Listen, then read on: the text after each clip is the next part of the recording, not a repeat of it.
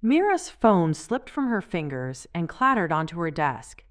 The voice on the other end had gone silent after delivering the news. "Thank you for the opportunity," she managed to say before ending the call. The office around her continued its usual afternoon bustle. Keyboards clicking, phones ringing, coffee cups tapping against desks. No one had noticed that her world had just cracked open. 3 years at Horizon Publishing, gone in a 5-minute conversation about restructuring and redundancies. She packed her desk methodically, picture frame with her sister, the small cactus that had survived her neglect, a handful of pens she'd collected from various conferences. All fit neatly into a cardboard box that seemed too small to contain what she'd lost. "Taking work home?" asked Greg from accounting as she waited for the elevator. "Something like that," she replied, forcing the corners of her mouth upward. Once outside, Mira looked up at the gray clouds hanging low over the city skyline and made her decision. Not home. Not yet. She couldn't face her empty apartment, the stack of bills on the counter, or the calendar marked with "rent due" in red letters. Instead, she turned right, walking 3 blocks with purposeful strides until she reached the old brick building on Chadwick Street. Unlike the sleek glass towers that surrounded it, this 6-story relic had character, weathered cornices, faded painted advertisements on its side, and, most importantly, a rarely used service entrance with a door that never quite locked properly. Mira glanced around, then slipped inside. She left her box of desk belongings at the bottom of the service stairs. She'd retrieve it later, and began climbing. 6 flights later, breathing hard, she pushed through the door to the roof. The first drop of rain hit her cheek as she stepped outside. But it wasn't the weather that made her stop short. Someone was already there, sitting in her spot. Her secret thinking spot. The place she discovered 2 years ago during a particularly bad day was occupied by a stranger. A man sat on the old wooden bench she'd dragged up here piece by piece, his back to her, looking out over the city as rain began to fall more steadily. "Excuse me," she said, her voice carrying on the wind. "You're in my spot." The man turned. His dark hair was already damp from the drizzle, curling slightly at the temples. He wore a white button-down shirt with the sleeves rolled to the elbows, and a blue tie hung loosely around his neck. "Your spot?" His eyebrows rose. "I don't see your name on it." "That's because it's underneath you." Mira crossed her arms. The man stood and looked down. Sure enough, crudely carved into the wooden slat, Mira's thinking spot. Trespassers will be judged silently. "Well..." He ran a hand through his hair, flicking away raindrops. "I stand corrected." He extended the same hand toward her. "I'm Daniel." "Mira." She shook his hand briefly, then nodded toward the door. "How did you find this place?" Daniel shrugged. "Fire escape on the east side. The lock's broken." "There's a fire escape?" Mira blinked. "I've been taking the stairs this whole time." A rumble of thunder rolled across the sky. The rain was coming down harder now, but neither moved toward shelter. "Bad day?" Daniel asked, gesturing to the bench. "The worst." Mira sat down, not caring about the rain soaking through her blouse. "You?" "Top 10, for sure." Daniel sat beside her, leaving a respectful distance between them. They fell silent, watching the rain create ripples in the puddles forming on the rooftop. The city spread out before them, streetlights beginning to flicker on as the storm darkened the afternoon sky, cars moving like water bugs along the streets below. "I got fired," Mira said finally. "Ah." Daniel nodded. "I quit." "Today?" 20 minutes ago." Mira turned to look at him properly. Water dripped from his hair onto his collar. "Why would you quit in this economy?" "My boss asked me to fudge some numbers. Daniel's jaw tightened. Make some environmental impact reports look better than they are." "And you said no." I said no. He looked down at his hands. 5 years at that company, and it turns out I didn't know them at all.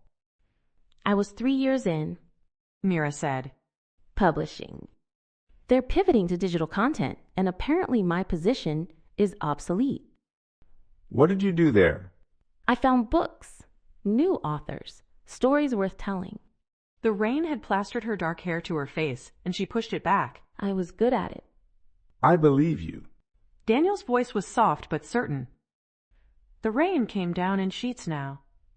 They were both soaked through, but neither suggested leaving. We should start a club, the Newly Unemployed Rooftop Society. In URS? Sounds like we care for sick buildings. Better than any RS. That sounds like computer programmers. Lightning flashed, followed closely by a crack of thunder. Daniel jumped slightly. Not a fan of storms? Not since I was 10 and got stuck in a treehouse during a thunderstorm. Daniel rubbed the back of his neck. My brother was supposed to come get me, but he forgot. How long were you up there? 3 hours. I counted every second. Another flash lit up the sky, and this time Mira counted. 1, 2, 3, 4. The thunder followed. Storm's moving closer. Daniel noted. We should probably go inside. Mira made no move to stand. Probably. Daniel stayed put. Instead, they watched the rain together, two strangers sharing a bench and the ruins of their professional lives. When Daniel finally broke the silence, his voice was thoughtful. What will you do now? Mira shrugged. Update my resume. Call my contacts. Panic quietly at night. I meant right now. Oh, I don't know. I can't go home yet.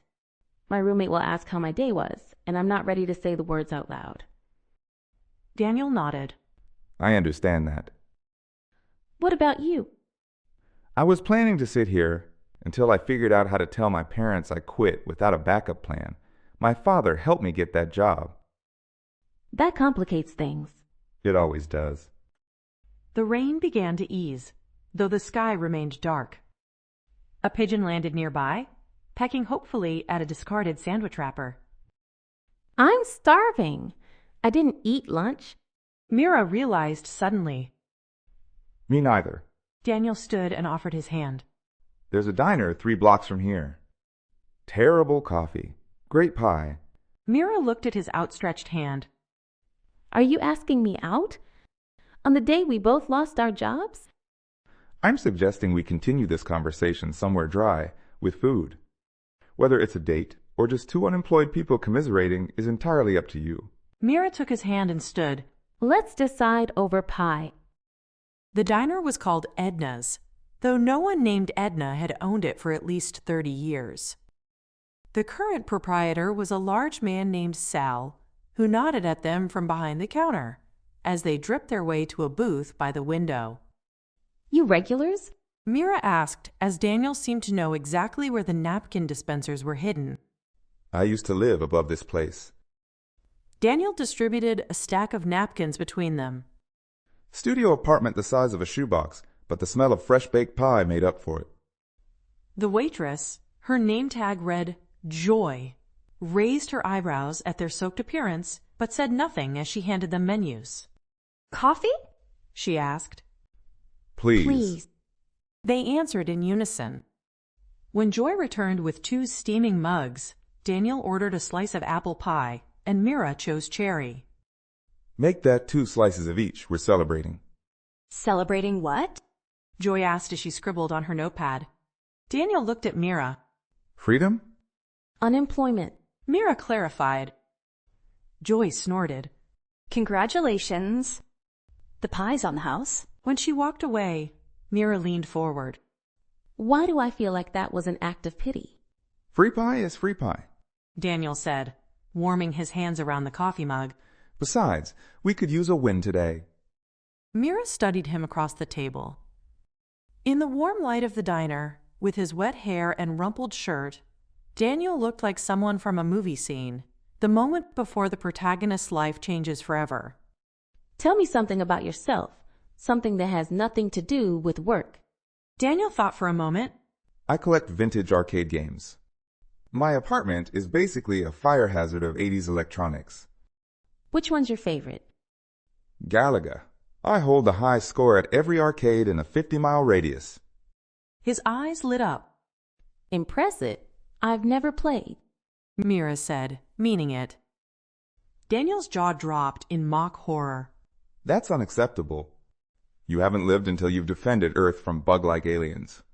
I'll add it to my bucket list, right after find a new job and pay rent. Joy arrived with 4 slices of pie, sliding the plates in front of them with practiced efficiency. Enjoy your unemployment feast, she said with a wink before moving to the next table. The first bite of cherry pie melted in Mira's mouth. Oh my God. Told you, Daniel said, already halfway through his apple slice. This almost makes up for losing my job. Mira took another bite. Almost. What would you be doing if money wasn't an issue? Mira paused, fork hovering. I'd start my own small press. Focus on voices that get overlooked by the big publishers. Why don't you? Because starting a publishing company requires capital, connections, and a very high tolerance for risk. I have exactly none of those things. Mira shook her head. What about connections? You said you worked in publishing for 3 years. True. I do know some writers who might be interested in something new. And a few freelance editors. Daniel nodded encouragingly. See? Not starting from zero. What about you? Dream job? I'd restore classic cars. The answer came quickly, like he'd thought about it before. My grandfather taught me how. We rebuilt a '67 Mustang when I was in high school. That's specific. Why aren't you doing that instead of... What were you doing, exactly? Environmental compliance for new-gen energy. Daniel's expression darkened. Making sure we followed regulations. Or at least, that was my job until they decided following the rules was too expensive. Hence the quitting? Hence the quitting. He agreed. They ate in comfortable silence for a few minutes, the sound of rain against the windows creating a cozy atmosphere inside the diner. Outside, people hurried past with umbrellas and raincoats, heads bent against the weather. I should probably head home soon. I need to update my LinkedIn before word gets out. Mira said eventually, though she made no move to leave. Can I see you again? Daniel asked suddenly. Maybe when we're both dry and slightly less traumatized by corporate America? Mira tilted her head. Are you asking me on a real date this time? Yes, definitely yes. Daniel said without hesitation. Bold move for someone who was trespassing on my thinking spot a couple hours ago. I prefer to think of it as fortuitous trespassing. If I hadn't been sitting there, we never would have met. Daniel smiled. Fair point. Okay. Okay, yes? Yes, but I get to pick the place. Daniel beamed. Deal. Daniel was 5 minutes late, which was either a bad sign or meant nothing at all. She shifted from one foot to the other, second-guessing her choice of venue. When she spotted him jogging down the sidewalk, she relaxed slightly. He wore jeans and a faded T-shirt with "Save Ferris" printed across the front. Sorry I'm late. The subway was delayed. He said, slightly out of breath. It's fine. I haven't been waiting long. Daniel looked up at the flashing neon sign of the arcade. This is unexpected. You said I needed to play Galaga. Mira shrugged. So here we are. His smile widened. I did say that. Inside, the arcade was a sensory overload of flashing lights, electronic music, and the sounds of simulated gunfire and explosions. It smelled of popcorn and the faintly sweet scent of spilled soda that had never quite been cleaned up. Daniel led her through the maze of games, nodding at a few regulars who called out greetings. He stopped in front of a vintage cabinet with colorful alien creatures displayed on the attract screen. Your chariot awaits, he said with a flourish. Mira stepped up to the controls. I have no idea what I'm doing. Daniel moved to stand beside her, close enough that she could smell his soap, something clean and slightly woodsy. It's simple. Move with this joystick, shoot with this button. That's it? That's the basics. Daniel inserted a token. The strategy is what separates the amateurs from the pros. The game started with a whooshing sound. Mira moved the joystick experimentally, watching her ship respond on screen. They're coming. Daniel warned as alien formations appeared. Mira pressed the fire button frantically, missing most of her targets. Her ship exploded in a pixelated burst within 30 seconds. That was pathetic. Everyone's first game is. Try again. This time, don't panic shoot. Daniel inserted another token. Mira's second attempt lasted slightly longer. By her fifth game, she was starting to get the hang of it, even destroying an entire formation of aliens before being overwhelmed.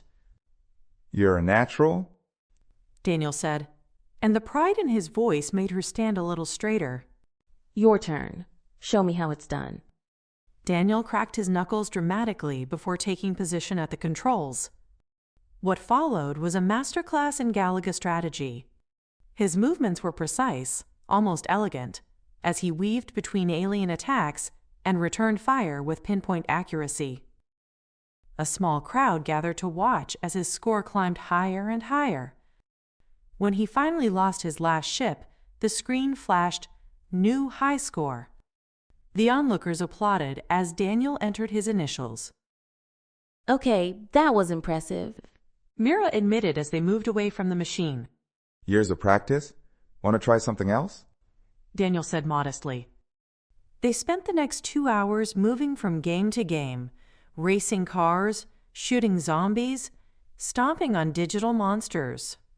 Mira discovered she had a talent for skee-ball, winning enough tickets to claim a small stuffed penguin from the prize counter. I shall name him Galaga, she announced, tucking the penguin into her purse.